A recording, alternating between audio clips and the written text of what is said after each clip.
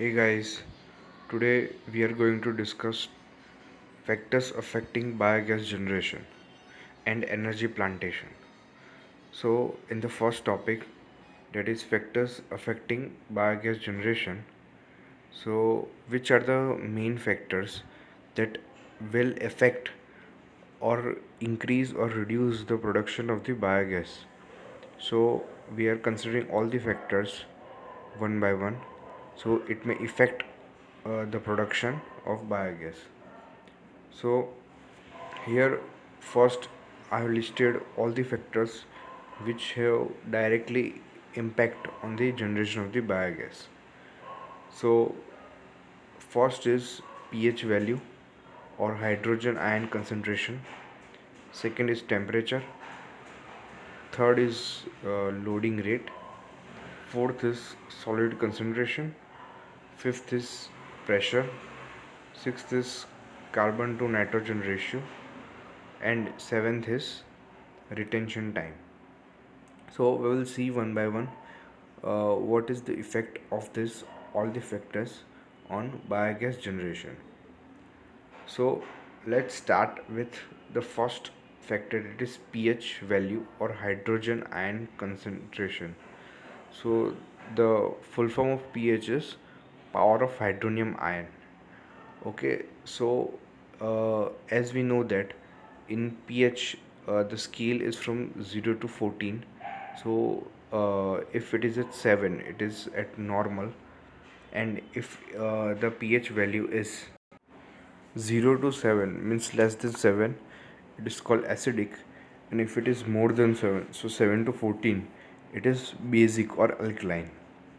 So the gas formation is optimum between 6.8 to 7.8. So if the pH value is below or equal to below 6.2, then the gas is acidic. So acid conditions prevail, which retain the growth of methogenic bacteria. So it will prevail acidic conditions means acid bacteria will prevail, while the methogenic bacteria will restrain, means the methogenic bacteria will stop and only acidic bacteria will go on producing. So as we know that two bacteria are important in production of biogas, that is acid forming bacteria and methane forming bacteria. So both the bacteria are required. So the pH value should not go in any one direction. So it should not go below 6.2. So how we can control the pH value? So if it is dropping, the pH value is dropping below 6.2, then we can control it by adding excess alkali. So basics we can add more and more, and so which can increase the pH value. So when it drops below 6.6, so this is the process by which we can control the value of pH. And uh, why this factor is important? Because it may stop the forming of methanogenic bacteria. Therefore, to find the value of pH is important in this biogas formation. So next topic or next factor is temperature. So temperature also plays a very important role in biogas generation. So as temperature is high or low, it has various different effects on the generation of the biogas. So we will see one by one. So the process of anaerobic fermentation is temperature dependent. So it is found that the process of the digestion proceed at highest rate when the temperature is being 35 to 38 degrees Celsius. So which is known as mesophilic range. So when 35 to 38 degrees Celsius is obtained, so that is known as mesophilic range, and in this temperature range the production is highest. Okay, so this is the optimum temperature range at which biogas should be produced. While when the temperature falls, the process of the digestion is retarded, and below 15 degrees Celsius it is reduced so much that the gas plant produces very little gas. So if temperature drops very rapidly to less than 50 degrees Celsius, the gas produces very less, very low. That is the reason the digestion process is retarded. Uh, so uh, so that is why it is experienced that in winter the gas production is low. So generally in winters the production of biogas will be low. So the process between temperature range 40 to 45 degrees Celsius becomes slow. So again, if we are increasing the temperature about 38 degrees, so around 40 degrees, so again the production is reduced. But if again we are increasing the temperature, so the production is increased again around to 40 to 45, and it will peak at 55 to 60 degrees Celsius. So again at 55 to 60 degree the production again becomes higher. So that 55 to 60 degrees Celsius is known as thermophilic range. So the curve of this temperature versus production, if you plot, then it is first increasing, then decreasing, then again increasing, taking a peak, and then further decreasing. So it will maybe near to sinusoidal curve. So this is the effect of temperature on biogas generation, so which can increase or reduce the production of biogas. So we have discussed pH value and temperature as the factors affecting biogas generation. So next point is loading rate. So this rate is also very much important. So what is first loading rate? So what we load first? So as we know that we load in the mixing tank, that is the cow dung and all the bio waste, and also the water. So what is the loading rate? So it gives an indication of the weight of volatile solid fed to a digester per day. So first, what is volatile solids? So volatile solids are the portion of the total solids which are organic in content. So whatever we are feeding the bio waste, in that whatever portion is organic in content, carbon having carbon content, so that portion of the whole total solid is called volatile solid. So that volatile solid weight which is fed is called loading rate. Okay, so not the whole solid weight, solid fed we are considering, only the volatile solid fed we are considering as loading rate. So if the digester is fed with too much raw material at a time, so if we are increasing so much raw material one time, so acids will accumulate, and the digestion process may stop. So digestion process will stop and acid will accumulate. Also a faster feeding rate will not help increase the gas production. So if we think that if we are increasing our our raw material bio waste, if we are increasing faster enough, then our production will be also faster. No, it may not happen in the same way. So at uh, at higher, what will happen is that at a higher feeding rate the retention period will be less. So first, what is retention period? So retention period is the time duration for which the slurry remains in the plant. So the slurry which remains in the plant will be very less.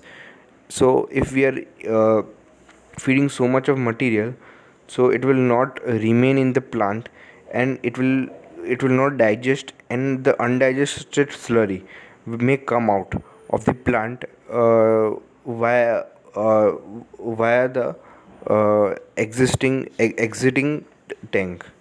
So for desired retention period, so whatever the retention period we are requiring, uh, suppose 40 days is required as a retention period, so an amount of equal 1 by 40 of the volume of the digester should be fed daily.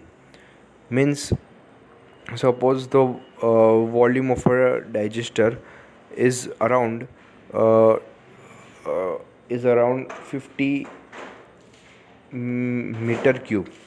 So suppose the volume of the digester is around 40 meter cube. So every day, 1 meter cube, uh, 1 meter cube of these solids need to be fed daily up to 40 days. So that is the loading rate which is required. Then next is solid concentration.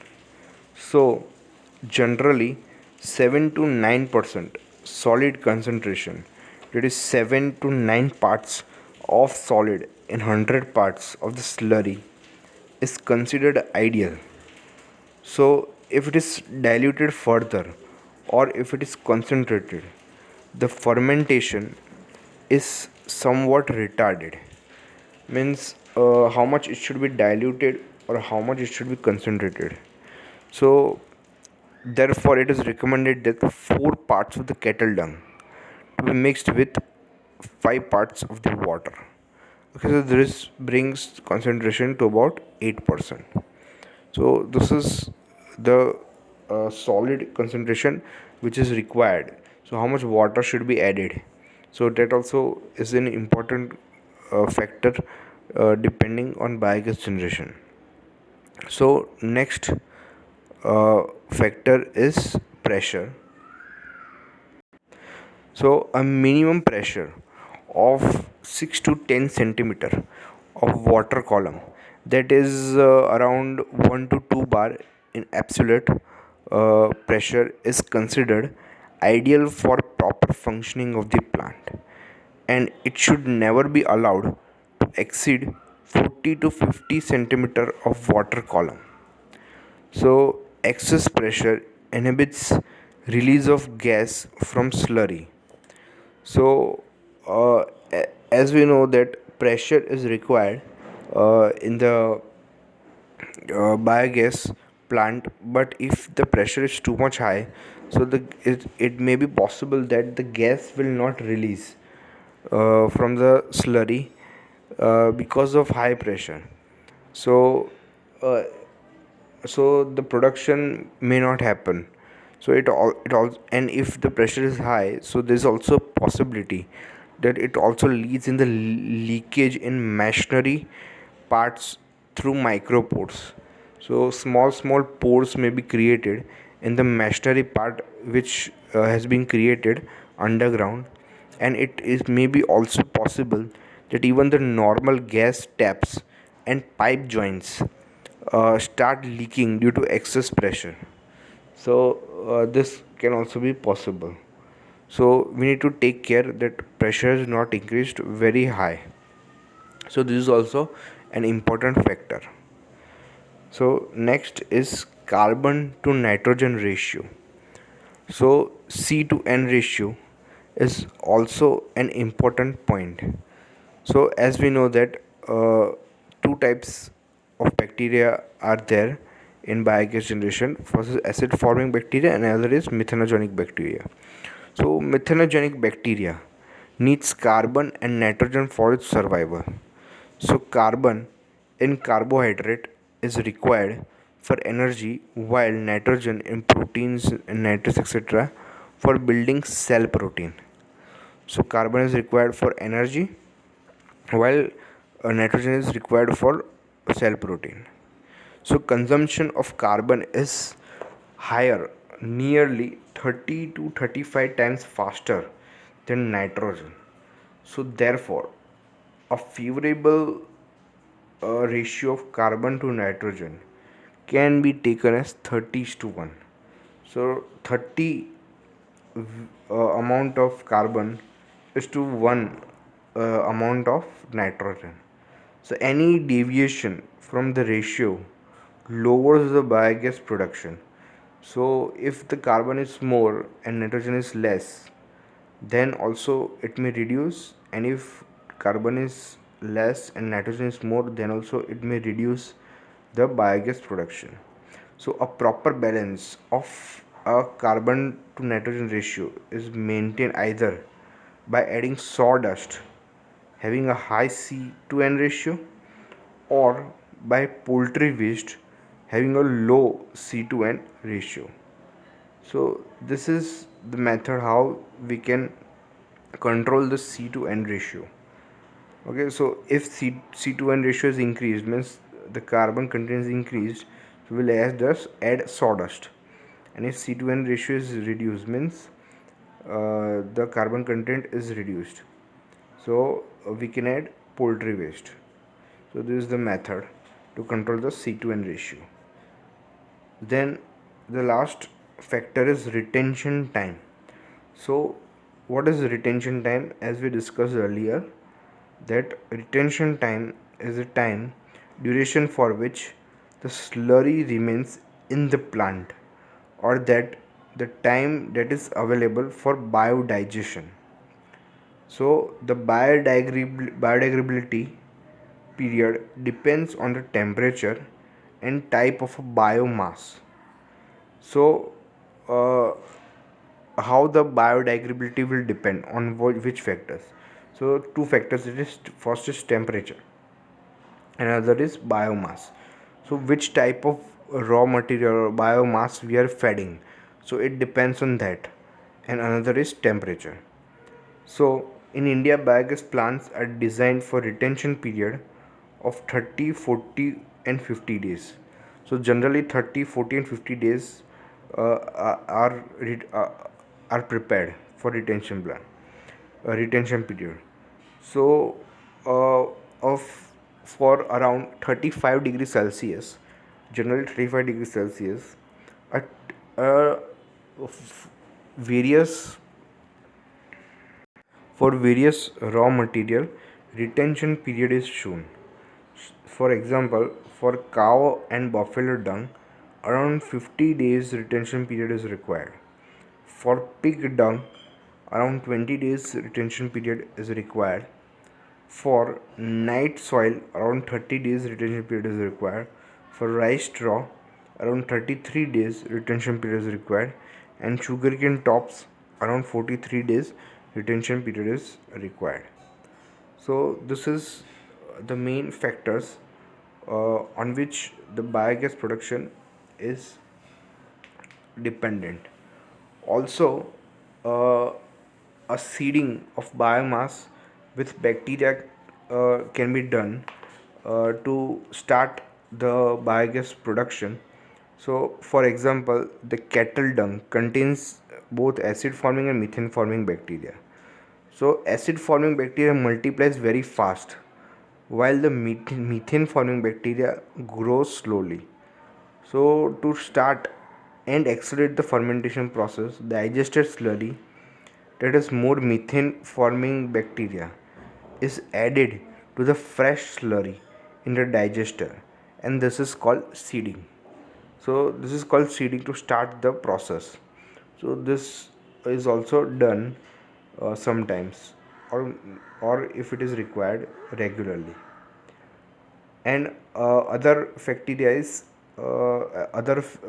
is like shape and size of the digester. So diameter to the depth ratio of the digester should be between around 0.66 to 1 for maximum production of biogas. And So these are the main factors which depends for the biogas production.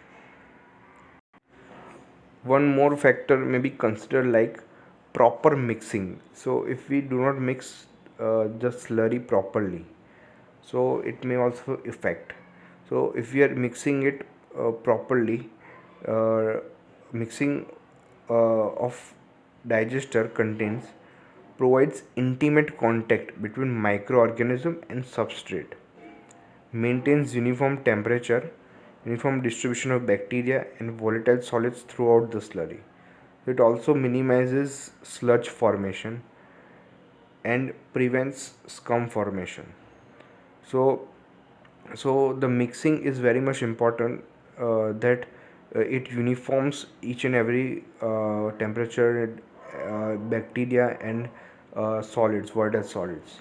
So it should not happen that so at one part of the slurry the much bacteria are formed, and another part the bacteria are very less formed, and similarly the volatile solids are at one part and another part the volatile solids is less in concentration.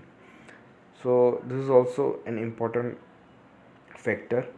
And other factors also like that some effects of toxic substances. So the presence of ammonia, pesticides, detergents, heavy metals like chromium, copper, nickel and zinc are toxic substances to bacteria responsible for biodigestion. Thus the presence reduces the fermentation rate. Also, the digested slurry, if allowed to remain in digester beyond certain time, it toxins the microorganism growth. So now we will see another topic, which is energy plantation. So when plants are cultivated especially for the purpose of energy, it is known as energy plantation or energy farming. So plants are convenient solar energy storage devices from which the accumulated energy can be released at our will. Energy plantation by design is managed and operated to provide substantial amounts of usable fuel continuously throughout the year at a cost lower than other fuels. So, energy crops contain quantities of one or more of the four energy rich components: oils, sugars, starches, and fibers.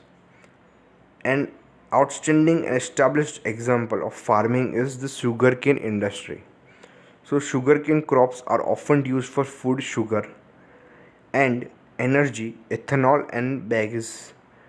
Fast growing hybrid polar and eucalyptus trees are other example of energy farming. They grow very quickly, as much as 4 meters per year, requires little water, use less land and quite hardy. Generally, energy crops are divided into two categories. That is, first wood energy crops and another is herbaceous energy crops. In wood energy crops, they are harvested on rotation of 5 to 7 years. So hardwoods are more promising than softwood because of their higher productivity potential, lower cost, and the ability to resprout from stump again. So promising hardwoods include hybrid polar, willow, and black locust.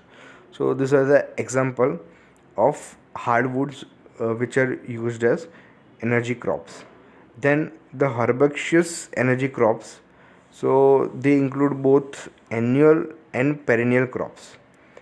So the examples are for annual crops are corn, cotton, groundnut, sweet sorghum, etc. And the perennial crops are switchgrass and Indian grass. So the potential of biodiesel through plantation of certain plants is also attracting attention over the world.